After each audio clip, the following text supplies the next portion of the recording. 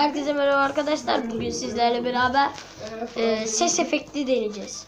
Bakın ses efekti önemli. Şimdi benim yaptığım ses efektlerini size sunacağım. Çocuklar, çocuklar, kitaplar var mı çocuklar, çocuklar, çocuklar, çocuklar, kitaplar var mı kitaplar? Aa, aynen. Bunlar biliyor musunuz? Bizim mahallede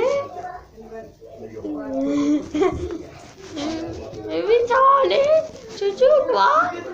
O da böyle saçma sapan şeyler yapıyor. Hayır. Oğlum. Topla arabayı kıracaksınız ya.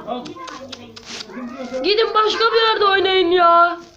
Allah Allah. Nerede oynasın? Allah Allah. Işığı kapatma, ışığı aç. Niye? Çok karanlık oluyor. Öbür kapıyı aç. Olmaz. Kapıyı aç, olmaz. Her taraf yanar mı? Kapıyı aç bakayım. Korkuyorum ama ben.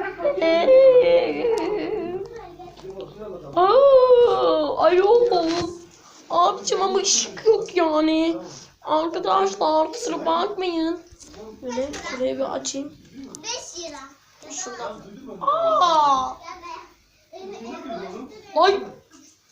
Ay! Küçük küçük. Ya küçük küçük. Ya pis pis pis. Arkadaşlar benim normal sesim de böyle.